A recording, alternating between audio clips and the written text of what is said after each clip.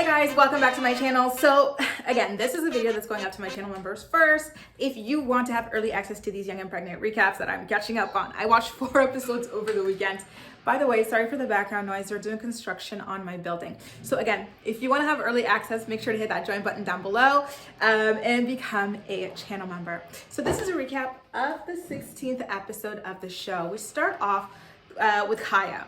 Kaya invites Xavier's mom to the birthday party that she's throwing for Amour, and they talk about how Zay and Tiaja might have a pissing match about co-parenting Amour when he gets released.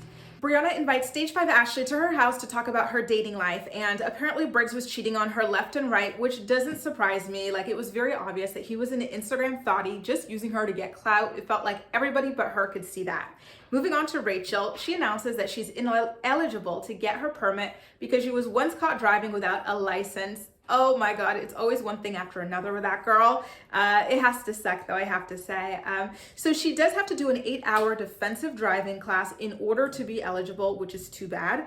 But it turns out that she actually already did the class, but that her mom failed to submit like proof that she completed it so that like she'd be able to get her license. So she starts directing all of her anger towards her mom, saying that it's her mom who failed her, blah, blah, blah, blah. But it's like, sis, you're the one who was driving around without a license, not once, but twice. You have to take responsibility for that. If you didn't do that, none of this would have happened in the first place. Like, she really, goes in on her mom. She goes, I would have gone to college. I never would have gotten pregnant. I would have had my license. All of this stuff if I stayed living with my grandma instead of going to my mom. Listen, I don't know that that's necessarily true personally, but that is how she felt at the moment. So I got to take her and say, okay, girl, I guess, but don't forget that this is your responsibility here. You did this at the end of the day.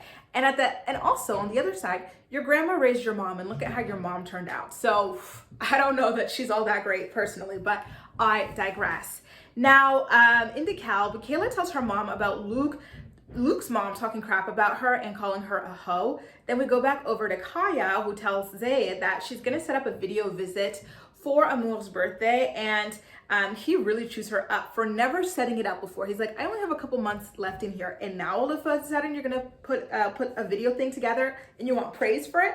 What happened to my birthday? What happened to Father's Day? You never put it together. And she was very visibly upset by his comments. I don't know why, because it is true at the end of the day that he had been asking her to, and she kept putting it off. So he does have a right to be frustrated, but I will say that I was proud of her for not escalating the situation. She kept her feelings to herself, so that was great. Now, back to Brianna's world. She tells Stage 5 Ashley and her sister that she went on a date with somebody and realized that she's still traumatized by Briggs. And Stage 5 Ashley, of course, makes it all about herself. She goes, oh, you went on a date? I'm surprised. I don't know this. Like, you're so obsessive and weird. Like, don't you have a husband and some kids to like worry about? Like, stop it. Like, you're just so like, I feel like I can't breathe whenever this girl's on stage. I don't know how Brianna handles being her friend. She's so much, she's overwhelming. Rachel's mom talks crap about her with her boyfriend, and it's sad because her mom really does talk poorly about her with everybody, right? Like even her own sister and stuff, and it's just not good. I hope that she gets therapy by herself. She talks about Rachel not wanting to do the therapy together, and she kind of acts like it has to be something that's done as a family. But it's like, sis, you've got your own kinks and issues to work out. So go ahead and sign up for that therapy on your own, and then let Rachel come to you when she's ready, or ask her again a bit later on once you've evolved also, do you know? Meanwhile, Madison's dad and Christina found her and Christian an affordable apartment or home to move into as soon as possible. And then we get a solo scene between her dad and Christina, and he tells Christina that he can finally accept Madison being a Christian and them giving their relationship an honest shot because he's seen progress in the two of them, and that he's ready to step back and let her take control of her own life for once. And he also admits that it's difficult because she's got a daughter that like he worries about. He's like, Camille's in the picture, so that's why I'm just so heavily involved. Meanwhile, Brianna talks to a therapist about her traumatic dating life, which I feel like, oh my God, like you don't really see that on these shows. You see them talking to therapists about like family stuff, but listen, dating can be traumatic too. Like this girl was traumatized by that guy. So it was really interesting to see someone go to a therapist over something like that. Do you know what I mean? So apparently her accepting less than the bare minimum in relationships stems from not feeling good enough for her father, who ditched her mom and like her sister and everything to go start a new family and like act like they never existed, which is devastating. It's sad how all roads always lead back to childhood. It's so important to have a nice home for your kids. Meanwhile, Luke and Kayla go to his mom's house to try to straighten out the crap talking situation again, but of course things just escalate and gets worse. Kaya now rants to Tiaja about Zay being upset that she's taken this long to set up the virtual chat thing, and she starts crying, and I don't understand why she's crying, because again, she's the one who's in the wrong. Like, take your L, sis.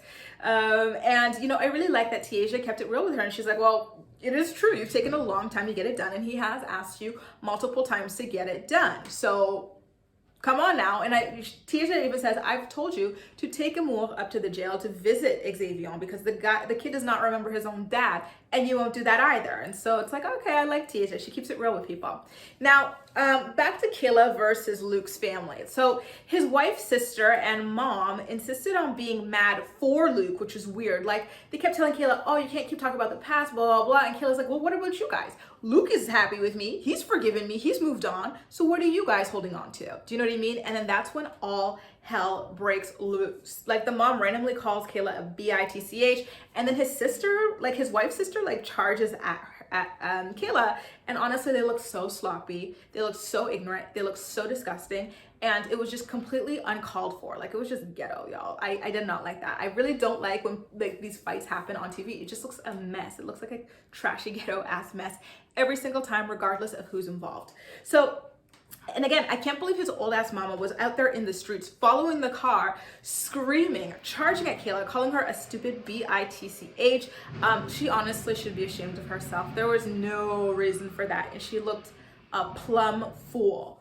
And now lastly, Kayla lets him know that her simp is not gonna leave her. Wait, no. That was a little too proper, let me say it. That Luke, he ain't gonna leave her, cause he love her. He love me. That was really funny, you guys. I'm not gonna lie. Like, oh my God, Kayla, way to poke the bear. Anyway, you guys, that does it. A recap of what went down on Young and Pregnant, episode 16. As always, I'm more excited to hear what you have to say about everything. So please make sure to leave all of your thoughts and opinions in the comment section down below, and we'll chat. That's all for now. Thank you so much for watching, and I'll see you next time.